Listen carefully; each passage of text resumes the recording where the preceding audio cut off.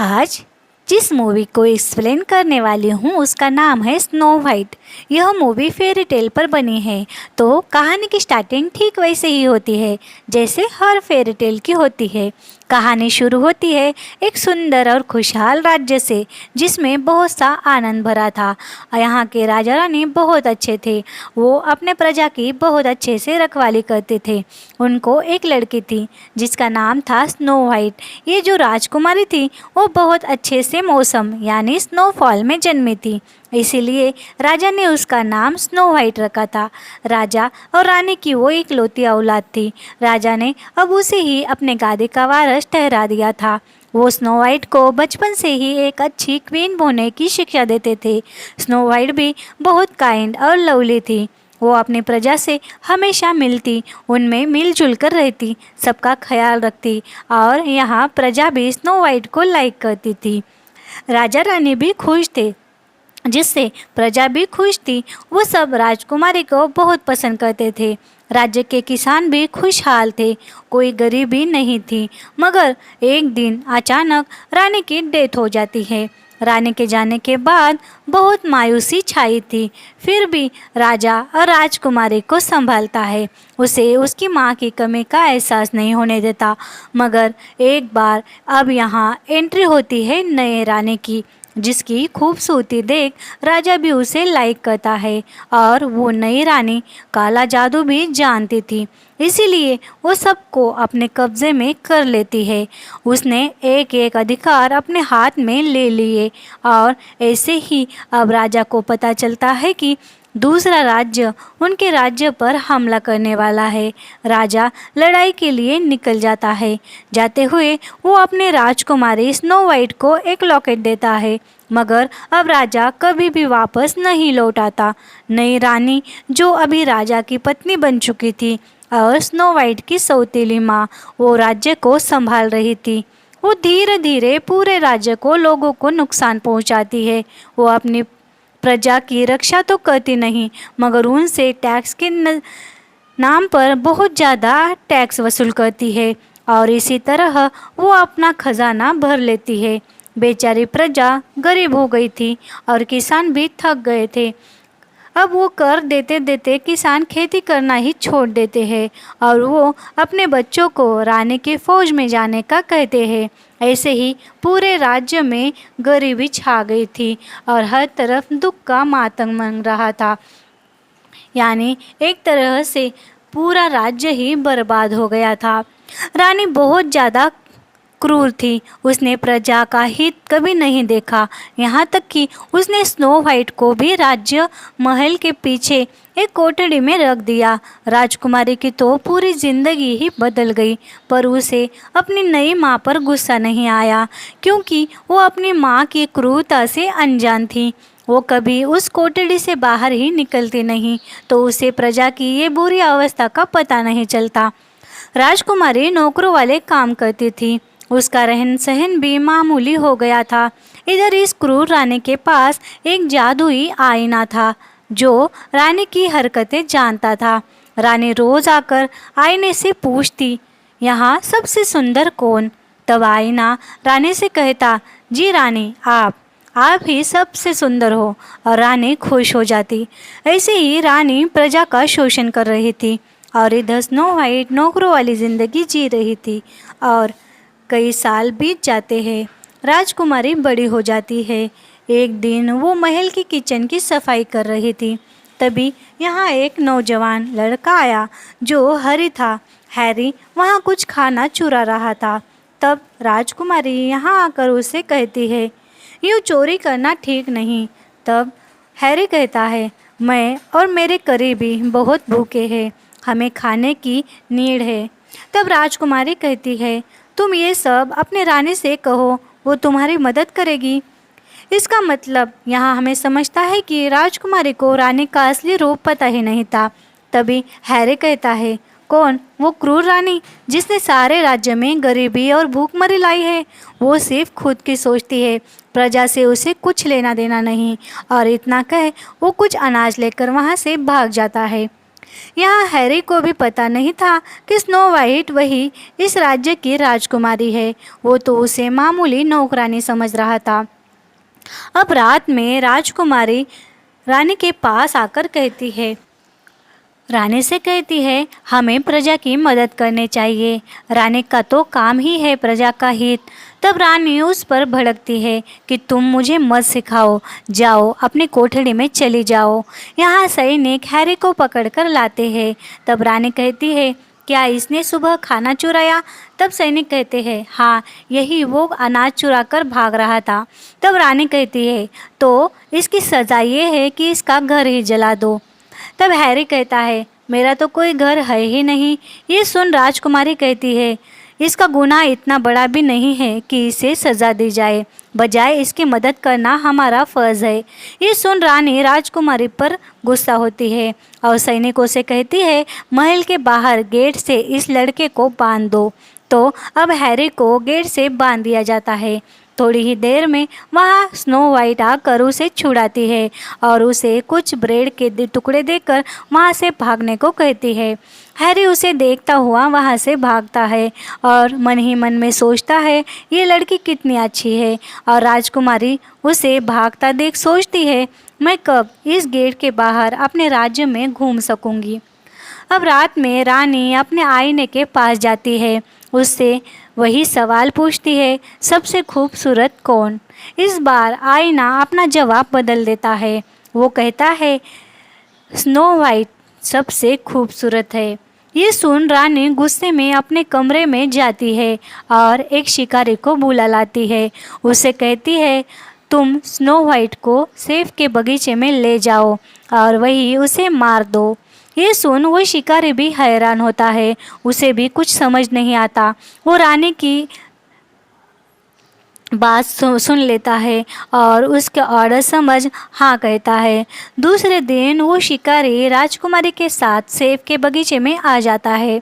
राजकुमारी बहुत ज़्यादा खुश थी। वो खुशी से झूम रही थी क्योंकि काफ़ी साल बाद वो महल से बाहर आई थी। अब यहाँ शिकारी उस पर तलवार पकड़ता है मगर वो उसे मार नहीं पाता। स्नो वाइट से वो कहता है, राजकुमारी जी, आप यहाँ से भाग जाओ। रानी ने मुझे कहा कि मैं आपको मार दूँ, मगर मैं आपको नहीं मार सकता। आप राजकुमारी हो हमारी, प्लीज़ आप यहाँ से भाग जाओ। और राजा को भी इसी रानी ने नुकसान पहुँचाया है। वो बहुत बुरी है, आप नहीं जानती। आप इतने सालों से बंद हो एक कमरे में, आप यहाँ से भाग जाओ। ये सब सुन राजकुमारी वहाँ से भागती है और जंगल से भागते भागते एक घर के सामने आती है। घर बहुत अच्छा था, वहाँ कोई नहीं था। राजकुमारी थकान के कारण वहीं पर सो जाती है। दरअसल ये घर 7 बोनों का था। वो घर वापस आते हैं तो राजकुमारी सारी हकीकत उन बोनों को बताती है। बोने भी क्रूर रानी के बारे में जानते ही थे। वो राजकुमारी की मदद करने को तैयार होते हैं। अब यहाँ स्नो वाइट को उस शिकारी ने जिंदा छोड़ दिया। ये बात जब रानी को पता चलती है तो उस शिकारी को वो बंदी बना लेती है और इधर अब वो राजकुमारी को ढूंढने के लिए सैनिक भेजती है। एक दिन राजकुमारी जंगल में घूम रही थी। वो सोचती है, रानी ने पापा को कैद किया होगा, पापा अभी भी जिंदा होंगे। तभी यहाँ उसकी मुलाकात दोबारा हैरी से हो जाती है। हैरी उसे कुछ बात करता तब तक सैनिक यहाँ आ जाते हैं। हैरी कहता है, तुम यहाँ से भाग जाओ, इनसे मैं लड़ लूँगा। मगर राजकुमारी कहती है, मैं भी लड़ूंगी इनसे, ये मुझे मारने आए हैं। और हैरी के दोस्त और राजकुमारी सारे मिलकर सैनिकों से लड़ते हैं। यहाँ अब हैरी को भी पता चल गया था कि स्नो वाइट राजकुमारी है। अब यहाँ राजकुमारी हैरी से कहती है, रानी ने मेरे पापा को कहीं कैद कर कर रखा है, मुझे लगता नहीं वो मर गए होंगे। तुम लोग मुझे मेरे पापा को ढूंढने में मदद करोगे क्या? सच तो ये था, सब लोग यहाँ अपने पुराने राजा को ही वापस लाना चाहते थे। सब लोग मान जाते हैं। हैरी कहता है, रानी ने राजा को महल में ही कहीं कैद कर कर रखा होगा, मैं जाकर देखता हूँ। तब राजकुमारी वो लॉकेट हैरी के पास देती है जो राजा ने उसे दिया था, ताकि हैरी राजकुमारी की ओर से आया है ये राजा को पता चले। राजा को ढूंढने हैरी महल में घुस जाता है, मगर रानी के सैनिक हैरी को बंदी बना लेते हैं और अब रानी को पता चल जाता है कि राजकुमारी बोनो के साथ रह रही है।